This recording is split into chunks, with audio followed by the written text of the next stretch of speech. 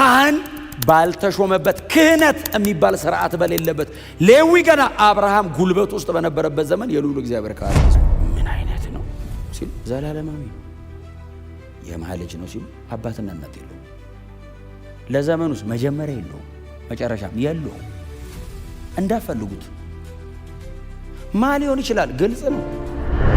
ይሄ መልከ ጸዲቅ የተባለው ሰው ማለት ነው እንግዲህ ሰው ነው ሰው አድርገውን ያቀረበው እንትና ነው ለማለት በጣም የሚያስጨንቅ አይነት ሰው መልከ ጸዲቅ ማለት ብሎ ዲፋይን ለማድረግ በጣም የሚያስጨንቅ ነው። አሁን ግን አንዳንዶች ግን ለምሳሌ አሁን አንዳንዶች ምን ይሉታል ይሄን መልከ ጸዲቅን የከነዓናውያን ንጉስ ነበር ይሉታል። በዛ ዘመን የነበሩ ከነዓናውያን አሉ ከነዓናውያንና ከከነዓናውያን መካከል የአንዲቷ ከተማ ንጉስ የነበረ ሰው ነው ብለው ይጠቅሱታል። አብርሃም በአካል አግኝቶታል የሚል ነገር ስላነበቡ ከከነዓናውያን ነገስታት መካከል አንደኛው ነው። ምናልባት ለኔና ለእናንተ በጣም ግልጽ አይደለም እንጂ አብርሃም ያውቀው ነበር። ምክንያቱም አብርሃም መንገድ ላይ ሲያገኘው ነው አይደል? መንገድ ላይ ሲያገኘው አገኘው አስራት እስከ ማውጣት ድረስ ያውቀው ነበር ብለው ከከነዓናውያን ነገስታት መካከል አንደኛው ነው ይላሉ። እኔ ደግሞ በጣም ልቤን የያዘኝና መጽሐፉንም ሳጠናው በጣም ልቤን ይገዛኝ እንግዲህ ጌታ ኢየሱስ ክርስቶስ ቀድሞ ለአብርሃም ተገልጦለት ነበር የሚለው ፕሪኢንካርኔሽን ስጋ ለብሶ ከመምጣቱ በፊት የነበረው መገለጡ ነው የሚለው በጣም ልቤን ያዘኝ። ምክንያቱም ጌታ ኢየሱስ ክርስቶስ ራሱ ደጋግመን ዕብራውያንን ስናነሳ የምናነሳው ዮሐንስ ወንጌል ምዕራፍ 8 እዚህ ላችሁ ዮሐንስ ወንጌል ምዕራፍ 8 አብርሃም ቀኔን ናፈቀ የሚለው አብርሃም እኮ ቀኔን ናፍቋል እና አብርሃም የሚያውቀውን ነው የናፈቀው ይኖስ ምክንያቱም እግዚአብሔር ለአብርሃም ወንጌል ሰበከው አይደል ያለው ጳውሎስ ገላትያ ላይ እግዚአብሔር ራሱ ነው መጥቶ ለአብርሃም ወንጌል ነገረው። የት አግኝቶ ነገረው? እንዲህ አይነት ቦታ አግኝቶ ነገረው። ምክንያቱም የዕብራውያኑ ጸሐፊ መልከ ጸዲቅ የሚባለውን ሰውዬ ሲያስቀምጠው እኔ ሙሉ ፒክቸር ያገኘሁት ዘፍጥረት ላይ ብቻ አይደለም፣ መዝሙር 110 ላይ ብቻ አይደለም። ሙሉ ፒክቸር ያገኘሁት እኔ ዕብራውያን ላይ ነው። ዕብራውያን ላይ የተጠቀሰው መልከ ጸዲቅ የያዛቸው ኳሊቲዎች ከኢየሱስ ውጪ ማንም ግለሰብ ሊይዛቸው አይችልም። ምክንያቱም እንደዚህ አይነት ኳሊቲ ያለው ግለሰብ ከተገኘ ኢየሱስ መምጣት አያስፈልገውም። ለዘመኑ መጀመሪያ የለውም፣ እናትና አባት የለውም።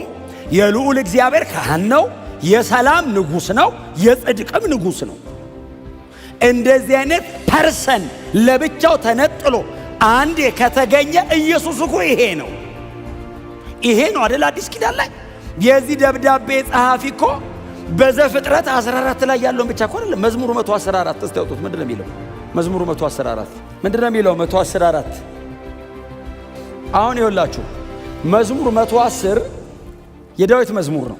ዳዊት ነው የዘመረው። ዳዊት በገና ይዞ ቁጭ ብሎ እየዘመረ ነው። እና ዳዊት ይሄንን ሲዘምር እየዘመረ ያለው መልከ ጸዲቅ ስለሚባል ሰው አይደለም እየዘመረ ያለው፣ ስለ መሲሁ እና ስለ ንጉሱ ነው እየዘመረ ያለው። ሁለት ነው የዳዊት መዝሙር 110 ላይ መሲህ አለ፣ ንጉስ አለ። ሁለት ኦፊስ ይዞ ስለሚመጣው ተስፋ ስለሚያደርገው ፕሮፌቲክ ሶንግ ነው። ምክንያቱም ወንድማችን ጴጥሮስ የሐዋርያት ሥራ ምዕራፍ 2 ላይ ወይ ምዕራፍ 4 ይመስለኛል ሲሰብክ አባታችን ዳዊት ነብይ ስለነበር አለ። አሁን ብሉይ ኪዳን ላይ የምናውቀው ዳዊት ንጉስ ነው፣ ቀጥሎ ደግሞ ዘማሪ።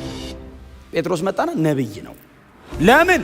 ለዚያውም ኢየሱስ ክርስቶስን በሙሉ ቁመና የሚዘምር ነብይ።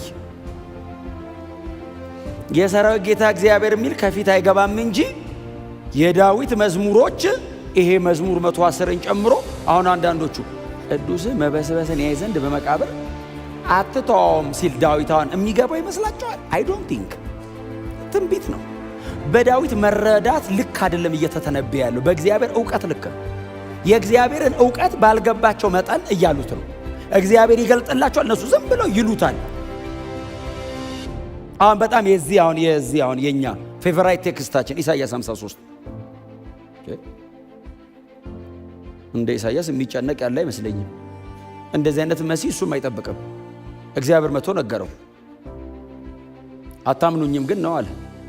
የሰማነው ነገር ማናምኗል ነው who believe our report ነው። አሁን ይሄንንም ይዩት። ስለ መሲህና ስለ ንጉስ ነው እየተዘመረ ያለው።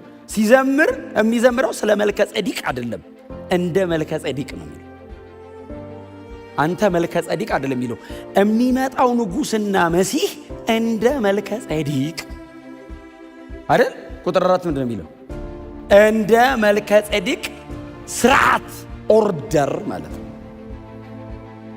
አንተ ለዘላለም ካህን ነህ ብሎ እግዚአብሔር ምሏል። እርሱ ሐሳቡን አይለውጥም። ማ እግዚአብሔር አባት ማለት ነው። አብ እግዚአብሔር ማለት ስለማን ነው የማለው? ስለ መሲሁና ስለ ንጉሱ። ምን አለ ስትሉ እኔ አሁን ዳዊት ከዘፍጥረት 14:18 ላይ ተነሳ እየዘመረ። ዘፍጥረት 14:18ን ባይዘው ከሙሴ ቀጥሎ ዳዊት ብቻ ነው የተከሰተ።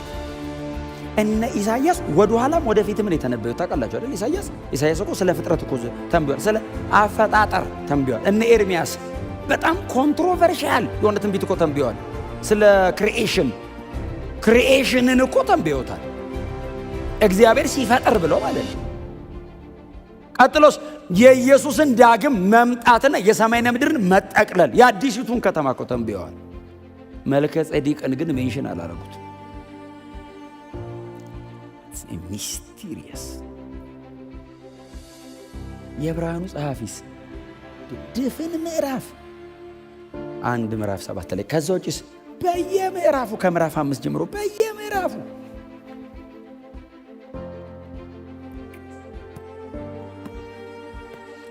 ይሄንን አይነት ሁለት ግዙፍ ኦፊስ ተሸክሞ የመጣው ጌታችን መድኃኒታችን ኢየሱስ ክርስቶስ ብቻ ነው።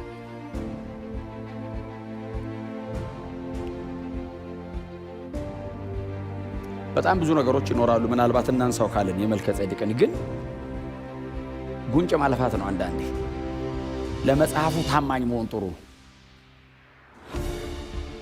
አብርሃም ትንሽ ነገር ገብቶታል። ሲያዩ ትንሽ ነገር ገብቶታል። ሰላም ብሎት አላለፈም። ትንሽ ነገር ገባው።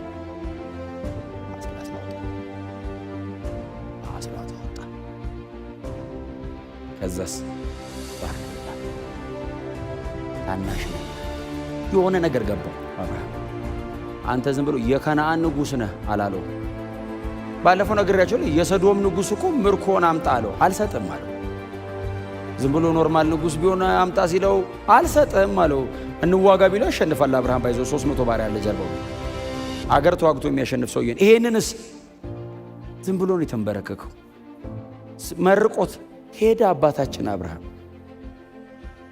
ማን ነው እሱ ይሉታል። አብርሃምን ብዙ እውቀት የለውም፣ ትንሽ ነው የሚያውቀው። የልዑል እግዚአብሔር ካህን ነው። ሌላስ የጽድቅ ንጉሥ ነው። the king of righteousness። እንዴት አይነት ከባድ ቃል! የጽድቅ ንጉሥ ነው። የአንድ ከተማ ብቻ አይደለም፣ የአገዛዝ ንጉሥ ነው። ሬይን የሚያደርገው ራይቸስ ነው። የጽድቅ ንጉሥ እኮ መገለጫ ባህሪ ብቻ ሳይሆን ማንነትም ነው። ስማቸው ማንነታቸው አይደል? ኪንግ ኦፍ ራይቸስነስ ኢየሱስ ነው። ኢየሱስ ነው የጽድቅ ንጉሥ። የጽድቅ ንጉሥ የሚባል መሬት ላይ ያለ ንጉሥ የለም። ኢየሱስ ብቻ ነው የጽድቅ ንጉሥ። የሰላም ንጉሥ ኢየሱስ ነው። የሰላም አለቃ ኢየሱስ ነው። የለም ሌላ። የዚህ ደብዳቤም ጸሐፊ ባይዘው ጎትቶ አምጥቶ ይሄን ሰውዬ መልከ ጼዴቅ የሚባል ሰው ብሎ እሱ ጋር እኮ አልቀረም እኮ። ኢየሱስ እንደዚህ አይነት ነው። በዚህ ኦርደር ነው የመጣው። በዚህ ኦርደር ነው። ይበልጣል ከሌሎቹ፣ ይልቃል ከካህናቱ ሁሉ።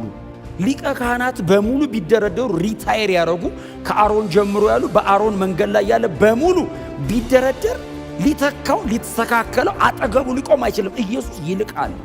በምኑ ይልቃል? በሥራው ይልቃል። በአገዛዙ ይልቃል።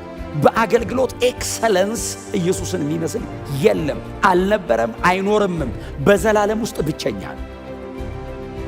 የለም። ኤክሰለንሱ የፐርፌክሽን ሌቭሉ ኢን አብሶሉት ሴንስ ነው። ስህተት አልባ ነው። እንከን የለውም። የእግዚአብሔር አብን ጽድቅ የሚመጥን አባቱ አይቶት ትሻላለህ አይደለም ያለው፣ የሚመስልህ የለም ነው። እንከን የለውም ኢየሱስ። እስቲ አሜን በሉ። አይነት የለውም። ያንተ አይነት አይመጣም ነው የሚለው አብ ሲያየው። ያንተ አይነት ለዘላለም አይኖርም። ለምን? ኦልሬዲ አይ አም ሳቲስፋይድ። ኢየሱስ አብን ከጥግ እስከ ጥግ ነው ያረካው። ጥግብ ባለ አብ በቃኝ። እንሞክሮይ አንሞክርም፣ አንችልምም። የሌዋውያኑን አንችልም እንኳን ኢየሱስን እኛ